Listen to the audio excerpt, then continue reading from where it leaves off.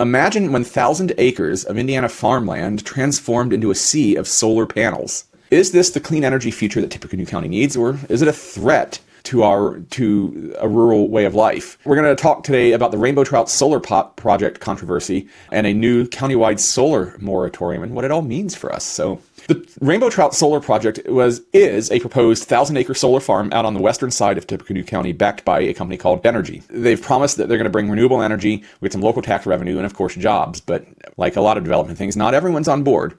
The Area Plan Commission meeting, dozens of neighbors, a lot of them wearing red, voiced very strong opposition. They were concerned, and the points that they were arguing were that the application was incomplete and insufficient, and that that Invenergy had failed to specify exactly where the electricity would go and how the land would be restored after the project's lifespan, and whether it met all zoning requirements.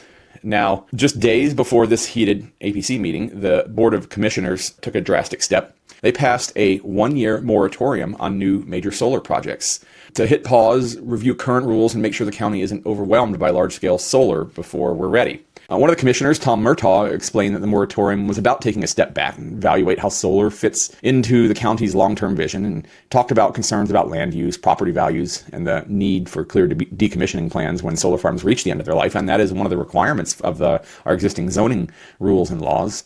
But the catch for this one in particular is the moratorium will not and does not apply retroactively. So the Rainbow Trout Project, because their application was already in progress, is moving forward, at least for now. So Area Plan Commission, despite the outcry, voted 5-1 to advance the Rainbow Trout Project to a full zoning hearing scheduled for June 25th. And you can be assured that's going to be a big flashpoint with neighbors and residents preparing to make their case against this development. But at the end of the day, this development is going on privately owned land that somebody owns, whether that person lives in the community here, is a farmer here, or is an out-of-state resident. They own the land, and so a lot of the contention is from the neighbors, and what is it going to be like to possibly be surrounded by solar panels. The opponents say that they're ready to take the fight to court, and that they will do all they can to try to stop it. A lot of supporters, though, also are arguing that solar is a vital step towards our clean energy and economic growth future. So it's not just about this project. Of course, it's a precedent for how Tippecanoe County is going to deal with solar and renewable energy going forward. Unfortunately, I think we have a moratorium on